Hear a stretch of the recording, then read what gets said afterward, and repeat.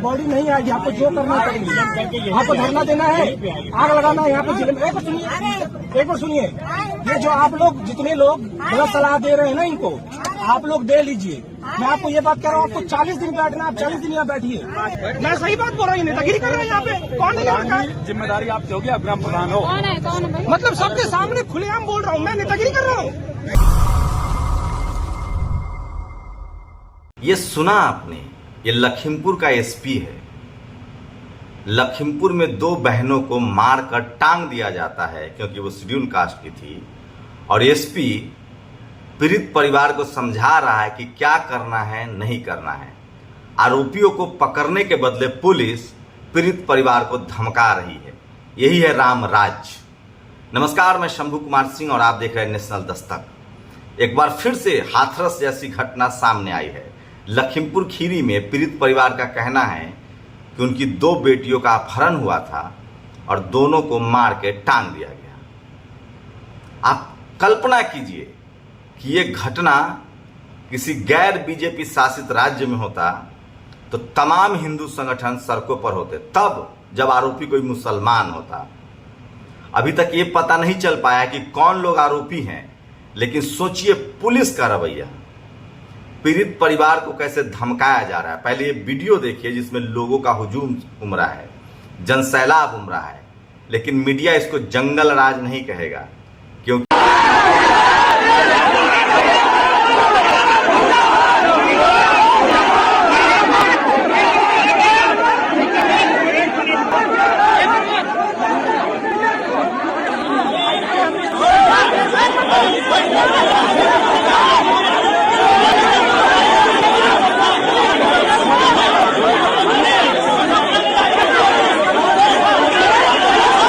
ये सवर्णों की सरकार है, आरएसएस की सरकार है, मनुवादी, जातिवादी, ब्राह्मणवादियों की सरकार है। कोई दलित, पिछड़ा, आदिवासी मुख्यमंत्री होता, कोई दलित, पिछड़ा, आदिवासी वाली पार्टियों की सरकार होती तो ये टीवी अखबार वाले इसको गुंडा राज कहते। अब सोचिए कि आप कल्पना नहीं कर सकते कि किस तरह के हालात हैं इस देश में। लेकिन एक बार फिर से इस एसपी का बयान सुनिए। ये अब एसपी है लखीमपुर खीरी का, ये क्या समझा रहा है परिवार वालों को, सो सुनिए एक बार। आप पीड़ित हो, ये मुझे पता है। हम सब लोग आपके लिए प्रार्थना कर रहे हैं, लेकिन बात ऐसी बोलो जो न्याय संगत हो और जो सही हो। नहीं, यहाँ बेटी नहीं आएगी, आप बॉडी नहीं आएगी, आपको जो करना करेंगे। आपको धरना देना है, आग लगाना है यहाँ पे जिले में। एक बार सुनिए, ये जो आप लोग जितने लोग गलत सलाह दे रहे हैं ना, इनको आप लोग दे लीजिए। मैं आपको ये बात कह रहा हूँ, आपको 40 दिन बैठना, आप 40 दिन यहाँ बैठिए। ये गलत चीजें मत बोलिए प्लीज। मैं गलत चीज नहीं मानूंगा। मैं आपको सिर्फ प्रेम से बोलेंगे, जो चीज सही संगत है वो करवाऊंगा मैं आपको। अगर नहीं आएगी अम्मा, नहीं आएगी। सुना आपने, लेकिन ये तो कुछ भी नहीं है। इस एसपी का एक और वीडियो सुनिए। जो प्रदर्शनकारी, जो बहुजन समाज के लोग वहां जुटे, जो कह रहे थे कि इस बच्ची को न्याय मिलना चाहिए, उसको किस तरह से ये समझा रहा है कि राजनीति कर रहे हो, हंगामा कर रहे हो। मैं वो तस्वीरें नहीं दिखा सकता किस तरह से उनको फांसी पर टांग दिया गया है। यूट्यूब की अपनी लिमिट है, अपनी एक सीमा है, वो तस्वीरें हम नहीं दिखा सकते। लेकिन इस एसपी का एक बार फिर से बयान सुनिए 2 विंडो में कि ये पीड़ित परिवार को धमका रहा है। नहीं हो सकता है कि आप नियम कानून भी छेड़ देंगे पूरा, और उसके बाद आप सही काम भी नहीं होने देंगे। कंट्रोल होगा, मैं जो आप ग्राम प्रधान हैं। नहीं, मैं कहता हूँ अपना तरीका है।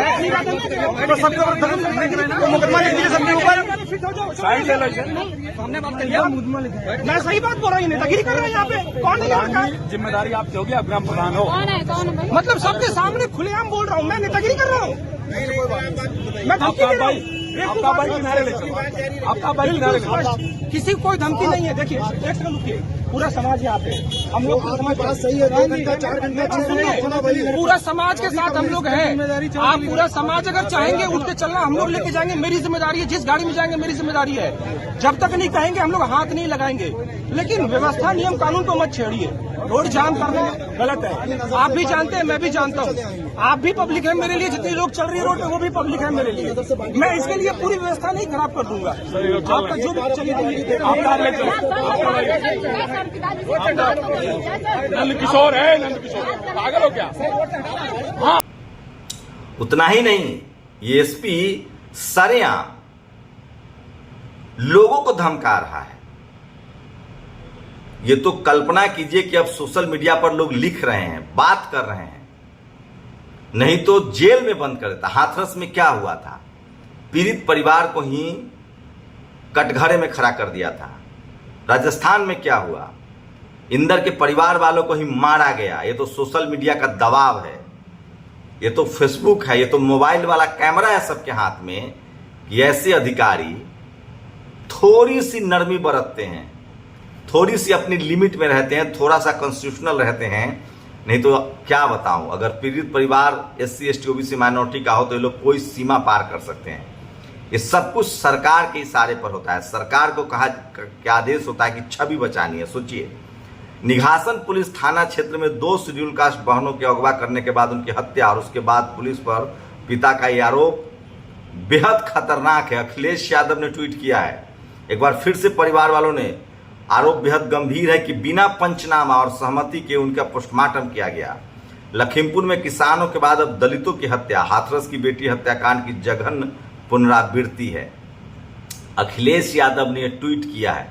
तो सोचिए इस देश में SC ST OBC माइनॉरिटी के लिए क्या है।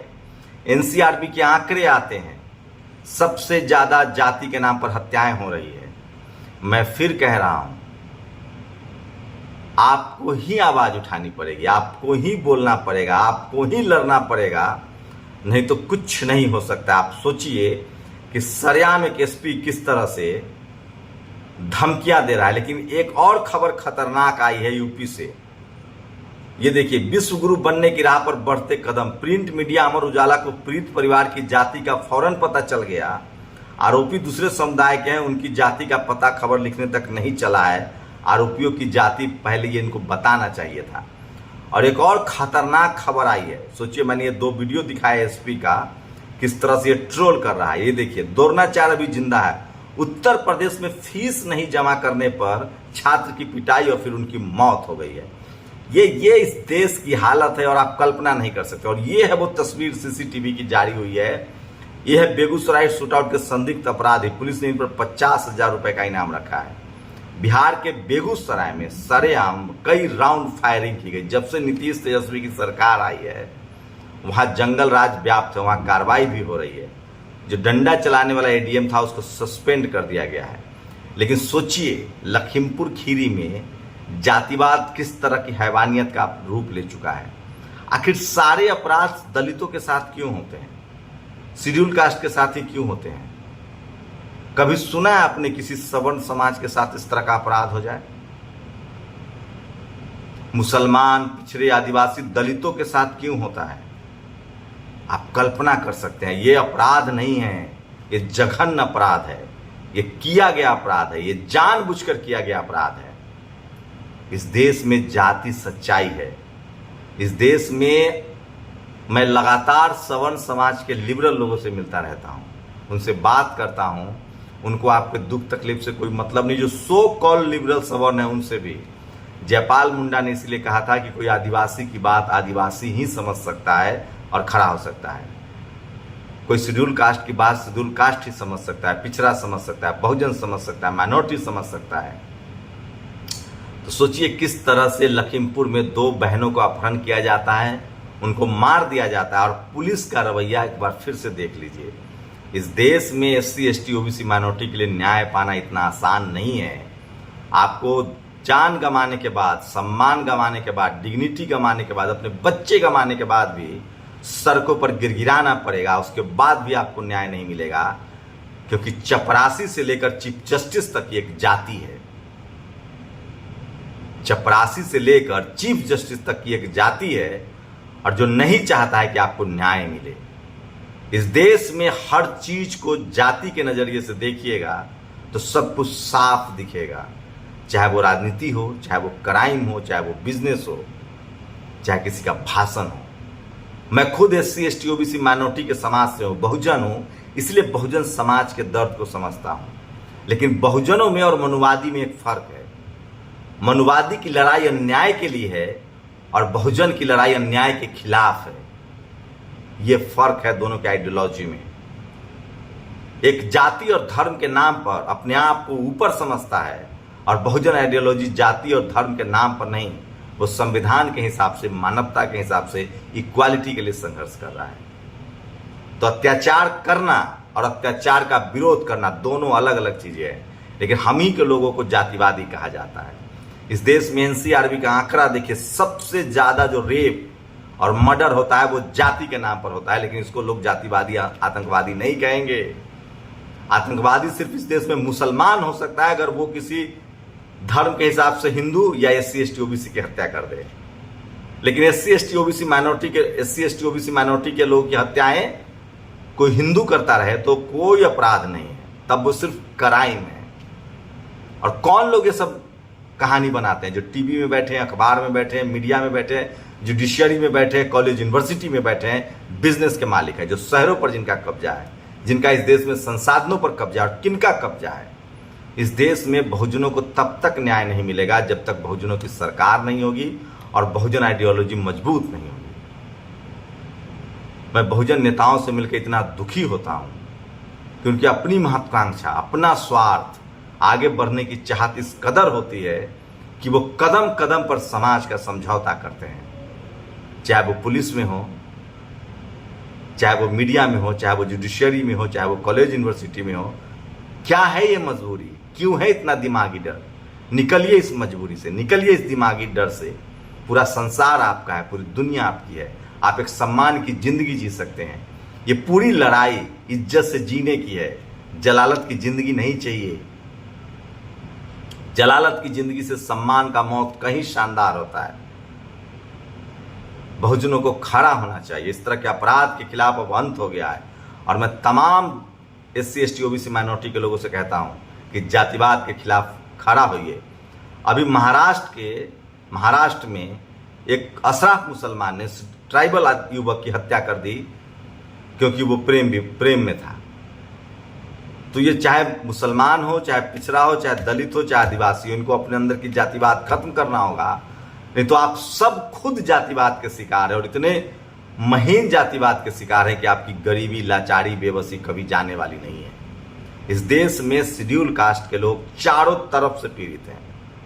फिर आदिवासी पीड़ित है, फिर मुसलमान पीड़ित है, फिर OBC पीड़ित है।